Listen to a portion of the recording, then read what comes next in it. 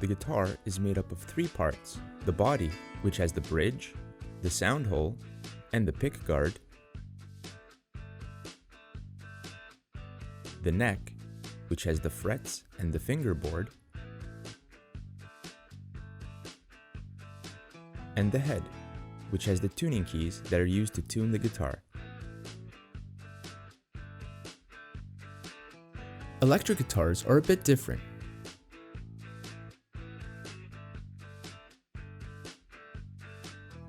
They come equipped with a volume knob and a tone knob to adjust the warmth and brightness of your sound. The most important part of an electric guitar are the pickups, which are basically magnets that capture the vibrations of the guitar strings and convert these vibrations to an electrical signal that is amplified using a guitar amplifier. Pickups range in variety and output strength, and are identified by their distinctive tone. You can toggle between pickups using the pickup selector. The guitar has 6 strings. The first is the high E string, the second is the B string, the third is the G string, the fourth is the D string, the fifth is the A string, and the sixth is the low E string.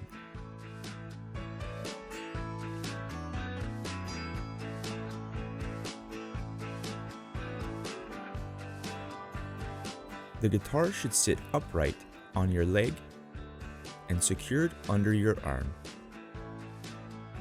You really shouldn't be holding the guitar with your fretting hand, because that's just what it's for, fretting, and not holding. You may also hold the guitar classical style like this, if that's more comfortable for you. But you'll need a footstool to elevate your foot. If your feet cannot reach the floor while you're playing, then it would be best to get a footstool to elevate your leg so that the guitar doesn't slide down while you're playing or practicing.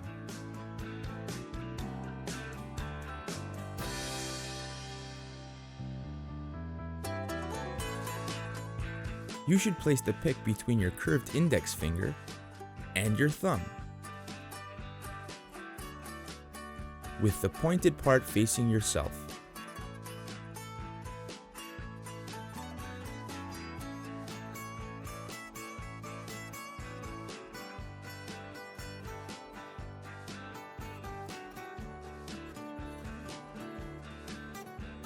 Try not to tense up or make a tight fist. You can curve your fingers inside your palms slightly or keep them naturally out.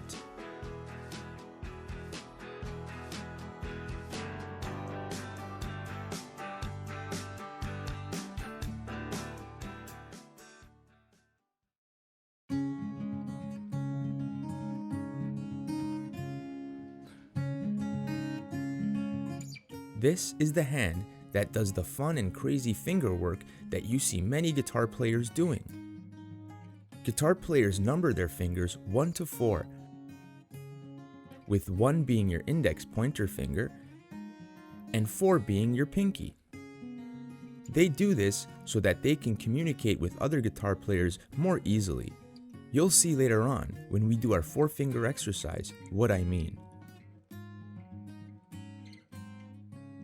Your fretting hand should have your thumb up and your fingers spread.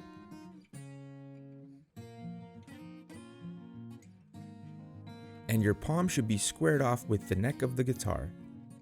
In other words, make sure your palm is facing up to the sky. Line up your thumb behind your middle finger.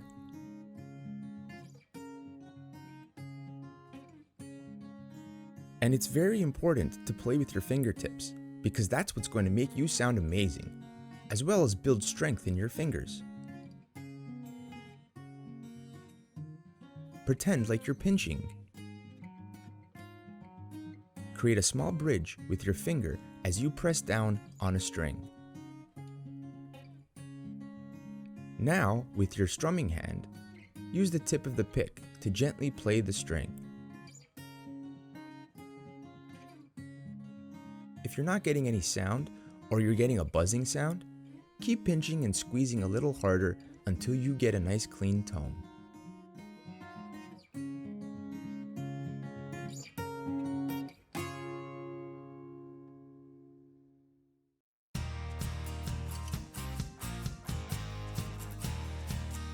Playing with a guitar that is in tune is important to develop your oral skills and so that the song you're playing sounds like the song you're playing. You can buy a tuner at your local music store, or you can download a tuning app for free on your tablet or smartphone, like the one I'm using here. It's called Guitar Tuna. Place the tuner close to the guitar so when you play the string, the tuner can pick up the sound. Then you're going to play the first string and turn the corresponding tuning key until the cursor lines up in the middle of the screen and you see a green check mark.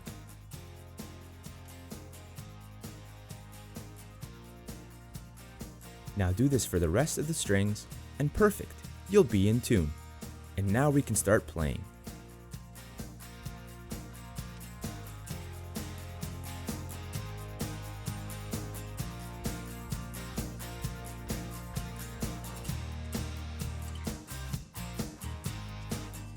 Let's start by building strength and coordination by practicing the 4-finger exercise.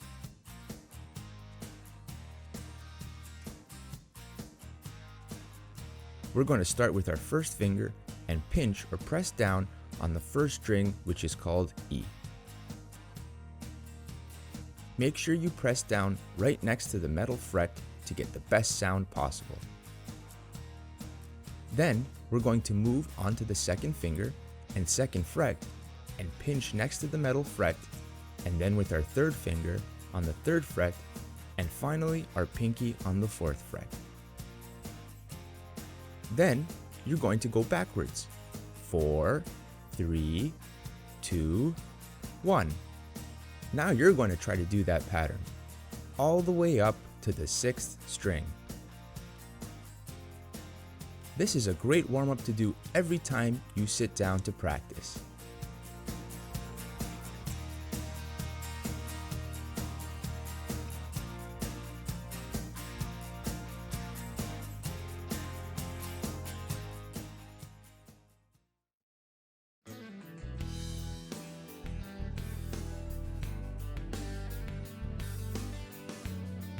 Tab is a form of musical notation indicating instrument fingering rather than musical pitches.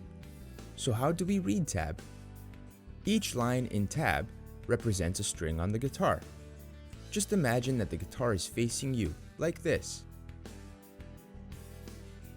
The first string, E, the thin one, is on the top. And the 6th string, the big thick one, is on the bottom. So, if we notate the 4-finger exercise in tab on the first string, it will look like this.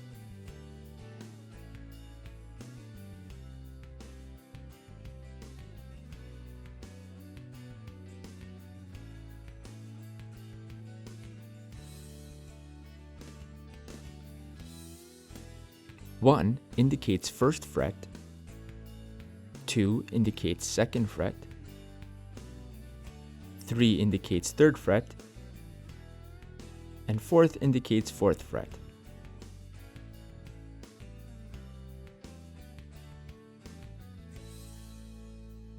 If you see a 0, then that string is played open without any fingers.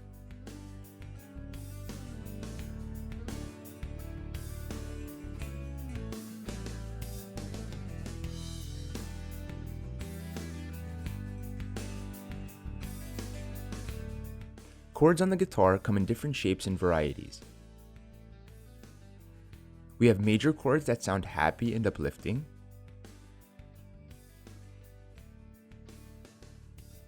We have minor chords that sound sad and serious.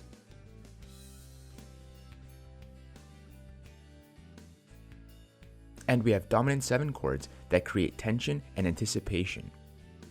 They look to resolve to a major or minor chord. When we begin learning how to play chords on the guitar, we start by learning open position chords. These are chords that include one or more open strings. There are a few ways you can read chords when you're playing guitar. One is by reading musical notation, the second is by reading tab, but the third way is a much easier way. Let's take a look at this grid. At first glance, it looks like a boring plain old grid, but it's much more than that. It's actually an image of your guitar neck if your guitar was facing you. The first string, the high E, is represented by the vertical line on the far right. And then the second, third, fourth, fifth, and sixth strings as you work your way left. The horizontal lines represent the frets on the guitar. So, if we place a dot on this line and in this space, where do you think that tells us to place our finger on the guitar? If you said first string, third fret, you're right. But what if we need to play an open string?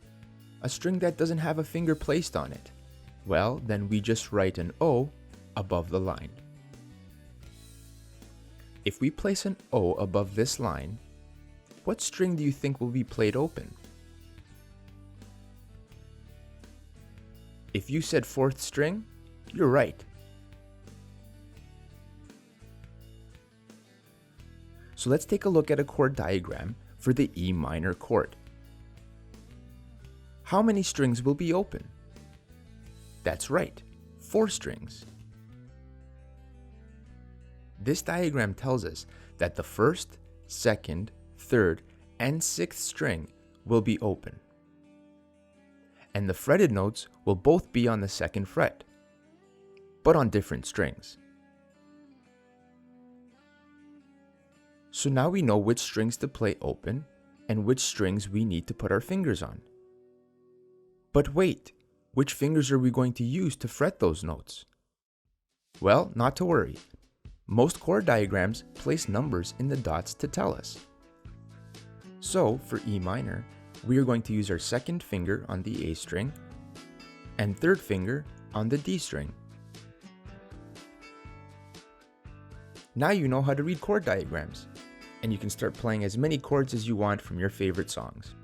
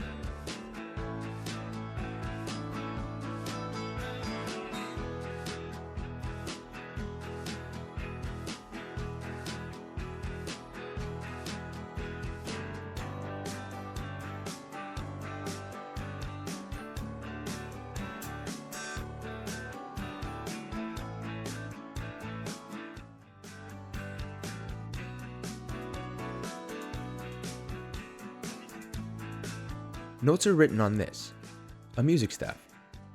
When you're learning to play the guitar, this is the staff you'll be using, the one with the treble clef. Every line on the staff has a certain letter name associated with it. The first line is E, the second is G, the third is B, the fourth is D, and the fifth is F. We're going to call these line notes. Similarly, every space on the staff has a letter name associated with it too. The first space is F, the second is A, the third is C, and the fourth is E. We're going to call these space notes. See how the letters spell out the word face? Don't forget that. It's a great way to memorize the space notes. On the other hand, line notes don't spell out an actual word, so you'll have to come up with a way to memorize your line notes. A great way to do this is to use the letter of every line as the first letter of a word in a sentence. For example, every good boy deserves fudge.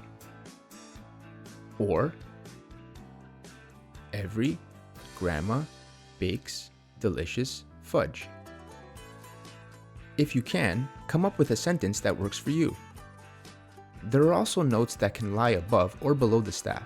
We notate these using ledger lines. Ledger lines basically extend the staff so you can notate these higher or lower pitches. Ledger line notes are a bit tougher to memorize, but just follow the alphabet as you move your way down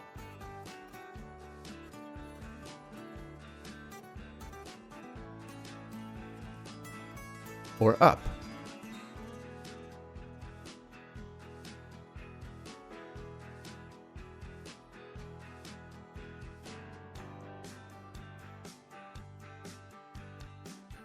This is how the notes on the music staff are played on the guitar.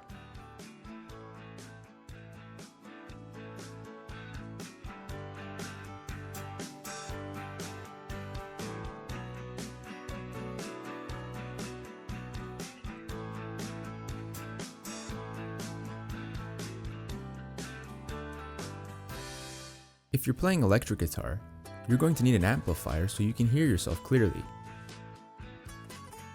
and a patch cable that connects the amplifier to the guitar.